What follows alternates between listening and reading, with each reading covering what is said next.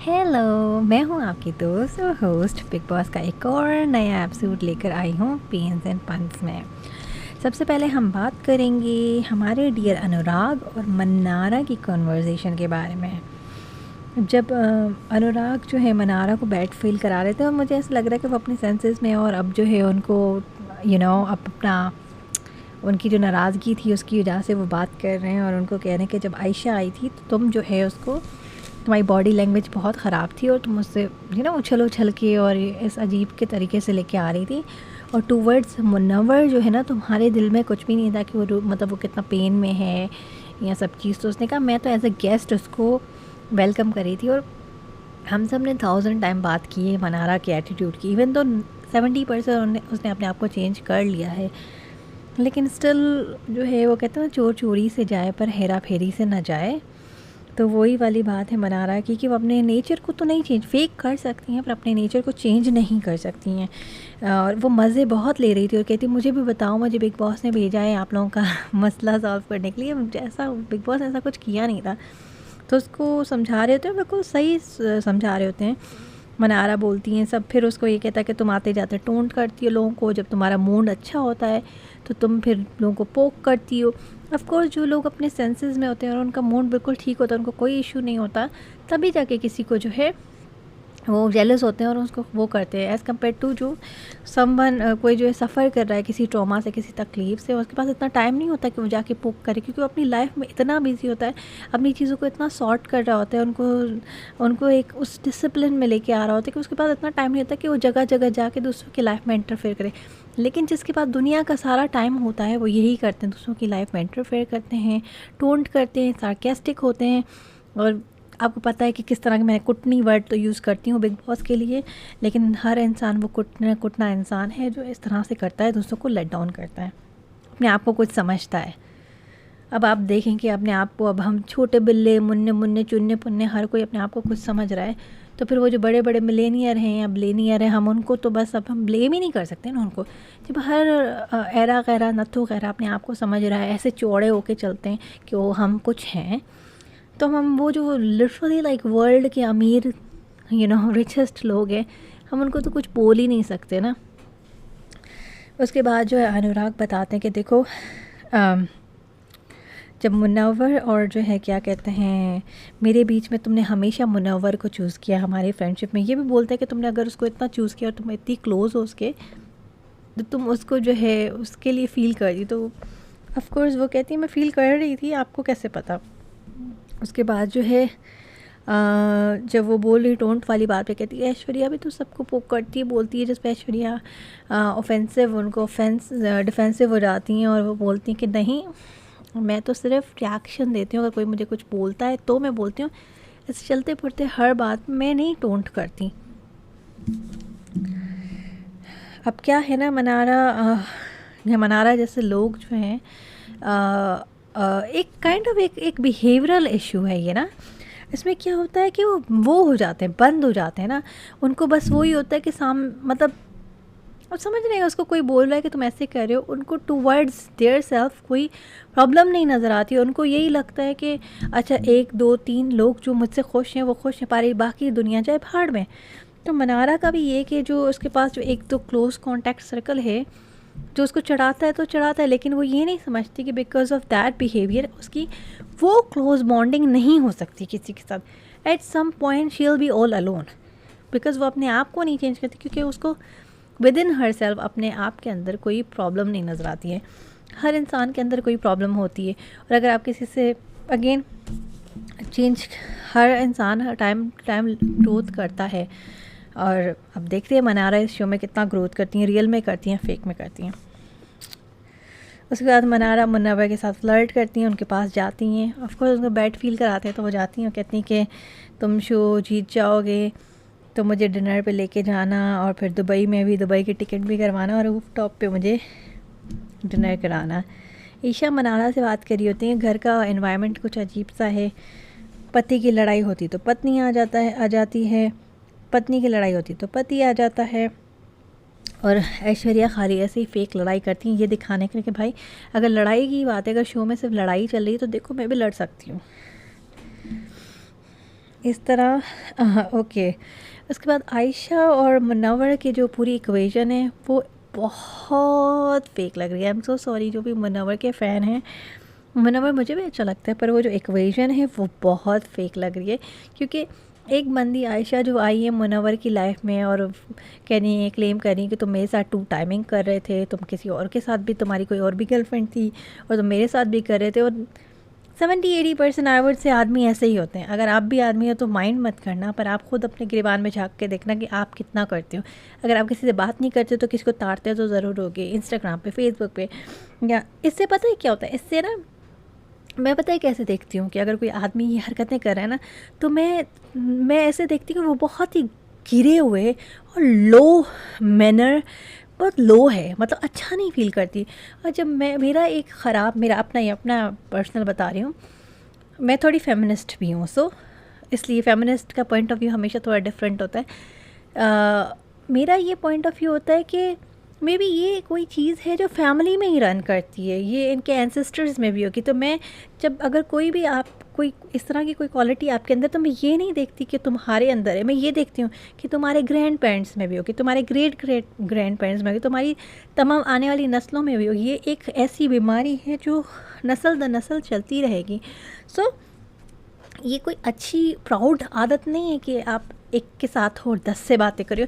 बस मैं पर्सनली मुझे ऐसा लगता है कि ये एक तरह की सिकनेस होती है दिमाग की, जिसमें आप इनफ सेटिस्फाई नहीं होते एक पर्सन के साथ। वाई चीट, जस्ट लीव, बोलते हैं ना, वाई चीट, जस्ट लीव। तो इवन आप देखते भी हो, अगर आप सोचते भी हो किसी के बारे में, तो चीटिंग नहीं है ना। सोच रहे हो, देख रहे हो, बात करना, मतलब खाली सोचना ही, चलो देखना, पिक्चर्स देखना किसी लड़कियों की या कुछ भी, या बात करना तो सेकेंडरी होता है कम्प्लीटली। और फिर एक्चुअल में चीट करना तो तो इन सब चीज़ों से ऐसा लगता है, मुझे ऐसे पर्सनली लगता है कि मुनव्वर हो सकता है, वो इंसान हो सकता है, जैसे जिस तरह से वो बिहेव कर रहा है, कि वो हो सकता है कि वो इस तरह का पर्सन हो जो फ्लर्टी हो, एक के साथ बात करता है, एक के साथ कहता है कि मैं तुमसे शादी करूँगा, लेकिन चार को भी उसने अटका के रखा हुआ है। उसके बाद अनुराग विकी से बात करते हैं, वापस वही नॉमिनेशन, उनके दिल से वो निकलता ही नहीं है ना, बहुत सेंसिटिव से लड़के, निकलता ही नहीं है कि तुमने मुझे क्यों जब मेरा सीज़न का जो नॉमिनेशन था तुम ख़त्म क्यों करना चाहते थे, फिर तुमने नील का नाम लिया। कहता है देखो, मुझे ऐसा लगता कि जो कुछ भी तुमने किया था कि तुम्हारा नहीं होना चाहिए था, फिर लेकिन सब कह रहे थे तो इसलिए मैंने नील का नाम लिया। मुझे लगा कि एज़ कम्पेयर टू तुम, उसकी शो में परफॉर्मेंस कम है, जिस पे नील कहते हैं कि तुमने तो सबको कहा था कि पर्सनल ग्रजेस की बेसिस पे तुमने किया है। उसके बाद आयशा अपना बता रही होती हैं इनको टाइमिंग्स कि मैं कितने बजे सो जाती हूँ, कितने बजे मुनव्वर मुझे रात को मैसेज करते थे, ये सब चीज़ें। तो अंकिता एकदम से रैंडमली बोलना शुरू हो जाती है कि मैं तो 3:30 AM पे उठती हूँ एवरीडे और मैं मेडिटेशन करती थी। तो जिस कहते हैं आप कैसे एडजस्ट करती हैं, तो इतने विकी कहते हैं पार्टनर सफ़र करता है। फिर उसके बाद यही विकी बोलते हैं कि जो भी आपके साथ हो रहा है आप कह नहीं सकते हो, बोल नहीं सकते हो, बस खामोश रहकर बर्दाश्त करना होता है, खामोश रहकर सहना होता है। जिस पे अंकिता को बहुत गुस्सा आ जाता है और कहती हैं कि क्या सहना लगा के रखा है ना, अगर इतना ही प्रॉब्लम है तो डिवोर्स कर लो, जान छुड़ाओ। और यहाँ बिग बॉस में आने के बाद ही पता लगा है कि तुम कब से इतना सह रहे हो, बर्दाश्त कर रहे हो।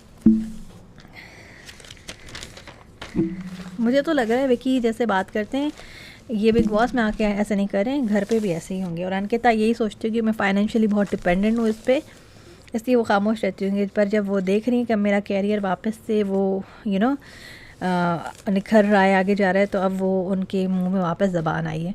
मुझे ऐसा लगता है कि विकी को देख के ऐसा नहीं लगता कि उनका कोई बिहेवियर घर के अंदर उनका डिफरेंट हो सकता है। वो थोड़े बॉसी से साउंड करते हैं। ऑफ कोर्स पैसे वाला इंसान है, बिजनेसमैन है, बॉसी कैसे नहीं होगा। उसके बाद जो है आयशा और मुनव्वर की कॉन्वर्जेसन होती है, वो कहती है मैं कैसी लग रही हूँ मुझे बताओ ना, मेरा फर्स्ट नॉमिनेशन है। तो कहते बहुत अच्छी लग रही है। ये सब देखें अगेन, ये सारी चीज़ें बार बार, जैसे मुनव्वर और चिंटू की कॉन्वर्जेसन होती है जिसपे वो कहती हैं, पहले आके आयशा कहती है कि मुझे भूख लग रही, तो कहते हैं मेरे 2 थेपले ले लो, जिस पे जो है वो आँखों से यूँ करती हैं और वो उसका चिंटू की तरफ इशारा करता है, चिंटू आ जाता है, कहता है भाई मुझे भी तो दो ना खाना, उसको क्या तुम दे रहे हो, ये तुम क्या आँखों आँखों से इशारा करे, तुम्हें दे दिया था ना ऑलरेडी पोहा, तुम क्यों खाने की चीज़ों पे बार बार आ जाते हो। लेकिन मुनव्वर ये आपकी कैसे दोस्त हैं जब आप कह रहे हो इनकी वजह से आपका बाहर रिलेशनशिप ख़राब हो रहा है। वो आके कह रही हैं कि तुम मेरे साथ बात करते थे ये वो, और बाहर एक बंदी है जिससे आप शादी का वादा करके आए हो, और आपको पता है कि या कि ये बोल रही है, तो आपका रिलेशनशिप ख़राब हो रहा है और कमिटमेंट भी नहीं था, आप लोगों का टाइम पास रिलेशनशिप था, तो आप उसके साथ कैसे नॉर्मल हो सकते हैं, मुझे नहीं समझ आ रहा। उसके बाद अंकिता और विकी बात कर रहे होते हैं, सब बैठे होते हैं उस वक्त, और वो बोल रहे होते हैं कि जब भी मैं लड़ाई करती हूँ विकी आ जाता है बीच में, मुझे कंट्रोल करने की कोशिश करता है और कहता है कि ऐसे नहीं बात करो, चुप हो जाओ, मैं तुमसे बात नहीं करूँगा इसको। फिर वो बोलता है कि इसको लगता है कि यहाँ बिग बॉस के बाहर कोई ज़िंदगी ही नहीं, कोई लाइफ ही नहीं है। तो फिर कहती देखो मुझे ऐसे धमकियाँ देता है, ये क्या है, बाहर लाइफ नहीं है, बाहर लाइफ नहीं है। अंकिता कहती है बस मुझे नहीं बाहर मिलना है तुमसे बिग बॉस के बाहर, मतलब उसको थ्रेट ही करता है, तो बाहर निकले तो मैं तुम्हें बताऊँगा। लगता है ऐसा नहीं, अगर अंकिता जीत जाएंगे तो विकी चेंज हो जाएंगे। उसके बाद वही वापस आयशा मुनव्वर को बोल रही होती कि मनारा की लाइकनेस है टूवर्ड्स यू। फिर उसके बाद डिम्पल वाली लड़कियां, पता नहीं कितनी लड़कियों से बात करते थे तुम मुनव्वर भाई, तो you are not the only person. इसमें कोई मुनव्वर इस दुनिया का सबसे आखिरी बंदा नहीं है, पहला बंदा नहीं है जो ऐसे करता है, हर दूसरा आदमी करता है। अगर आप आदमी हो, आप सुन रहे हो, तो आपको भी पता होगा। अगर आप बात नहीं करते हो तो आप देखते तो होगे ना, आप देखते तो होगे, पिक्चर्स देखते होगे लड़कियों की, कुछ तो करते होगे ना। सो ऐसा नहीं है, लोग इंस्टाग्राम पे पिक्चर्स देख रहे होते हैं, मॉडल्स को फॉलो करते हैं, हम सेलिब्रिटीज़ को भी तो फॉलो कर रहे होते हैं ना। ऐसा कैसे हो सकता है, यहाँ ऐसे 100 में से कोई एक ही होगा ऐसा जो कमिटेड होगा टूवर्ड्स उसकी गर्लफ्रेंड, वाइफ या जो भी है, और वो किसी और को ना ऐड करेगा, ना देखेगा, ना बात करेगा, ना ही सोचेगा, क्योंकि सोच में भी चीटिंग होती है। उसके बाद मनारा अपने आप को खुश करने के लिए परफॉर्मेंस देती हैं औरा के सामने, जो भी अपनी दे रही होती है, औरा ही वहाँ से भाग के चला जाता है। वाह भाई औरा। विकी उसके बाद जो है अंकिता फिर से वही बुराइयां करना शुरू हो जाती हैं कि देखो सब पूरी दुनिया मेरी तारीफ़ करती है पर विकी मेरी तारीफ़ नहीं करता। हमारे रिलेशनशिप में ये एक लैक है कि वो मेरी तारीफ़ नहीं करता, और वो लगता है कि थोड़ा ठंडा सा इंसान है। भाई साफ साफ बोले कि ठंडा ही इंसान है। पता है, अगर आपको जो है अच्छा पार्टनर चाहिए ना, go for someone in 20s और टीन्स, मतलब 19, 20, I would say 20, early 20s। Go for someone mid 20 और अर्ली 20s। वो जो हैं आपके अच्छे पार्टनर बन सकते हैं। वो शुरू के जो 2-3 साल हैं आपको बड़े कॉम्प्लीमेंट भी देंगे और आपके साथ अच्छे से रहेंगे। जैसे आप कहोगे उठ जाओ तो उठ जाओ, बैठ जाओ तो बैठ जाओ, आपके लिए बहुत ज़्यादा सोचेंगे अपने लिए। अपने आप को हर्ट करके ना, अपने आप को हर्ट करके आपको बिछ जाएंगे कारपेट के जैसे, चल लो हमारे ऊपर से जानू। बाकी जैसे मैच्योर होने लगते हैं इस एज के आदमी, कभी भी ये बहुत सेल्फ ऑब्सेस्ड होते हैं। तो बिग बॉस बोलते हैं कि अच्छा इसलिए आप दूसरों से पूछती रहती हैं बाहर वालों से कि मैं कैसी लग रही हूँ। उसके बाद जो है गिल्ट फ्री नॉमिनेशंस होते हैं। ईशा को बुलाते हो, कहते हैं आप किसको बुलाएंगे नॉमिनेशन के लिए। वो समर्थ को बुलाती हैं जो अभिषेक और ऐश्वर्या को नॉमिनेट करते हैं। अंकिता को बुलाते हैं, अंकिता विकी को बुलाती हैं, ऐश्वर्या और अभिषेक को नॉमिनेट करते हैं। अब ऐश्वर्या और अभिषेक, हाँ, अनुराग को बुलाते हैं, तो अनुराग नील को बुलाते हैं, नील ईशा और समर्थ को नॉमिनेट करते हैं। रिंकू जी ऐश्वर्या को बुलाती हैं, ऐश्वर्या ईशा और अंकिता को नॉमिनेट करती है। मनारा अनुराग को बुलाती हैं शायद अपनी दोस्ती सही करने के लिए, पर अनुराग तो मनारों को ही नॉमिनेट कर देते हैं और अरुण को नॉमिनेट करते हैं। आयशा को बुलाते हैं, आयशा मुनव्वर को बुलाती हैं। देखो ये कैसी भाई आप लोगों की दुश्मनी है। वो मुनव्वर जो है अरुण और ऐश्वर्या को नॉमिनेट करते हैं। अभिषेक नील को बुलाते हैं, नील समर्थ और अंकिता को नॉमिनेट करते हैं। समर्थ ईशा को बुलाते हैं, ईशा अभिषेक और ऐश्वर्या को नॉमिनेट करती हैं। अरुण नील को बुलाते हैं, वो विकी और अंकिता को नॉमिनेट कर देते हैं। विकी अंकिता को बुलाते हैं, वो अभिषेक और ऐश्वर्या को नॉमिनेट करती हैं। नील अभी को बुलाते हैं, अभिषेक को बुलाते हैं, वो समर्थ और अंकिता को नॉमिनेट करते हैं। और आयशा को बुलाते हैं और वो अनुराग और ईशा को नॉमिनेट करती हैं। आयशा का मुझे समझ नहीं आता कि क्यों नॉमिनेट करती हैं। ऐश्वर्या रिंकू को बुलाती हैं और रिंकू अंकिता और समर्थ को नॉमिनेट करती हैं। मुनव्वर से पूछते हैं कि आप किसको डायरेक्ट नॉमिनेट करना चाहोगे। वो अनुराग का नाम लेते हैं, ऑफ कोर्स पर्सनल प्रॉब्लम्स। उसके बाद जो लोग नॉमिनेशन में डायरेक्ट जाते हैं वो होते हैं अंकिता, ऐश्वर्या, नील और अनुराग। रिंकू जी को कोई नॉमिनेट नहीं करने वाला है क्या? वैसे आजकल अनुराग और भी कुछ नहीं कर रहे। आई वुड से कि रिंकू को नॉमिनेट करना चाहिए था ताकि वो घर जाती, लेकिन अब देखते हैं इनमें से कौन जाता है घर। कल एक और नए एपिसोड के साथ हम मुलाकात करेंगे, तब तक के लिए अपना ख्याल रखिएगा। Bye bye.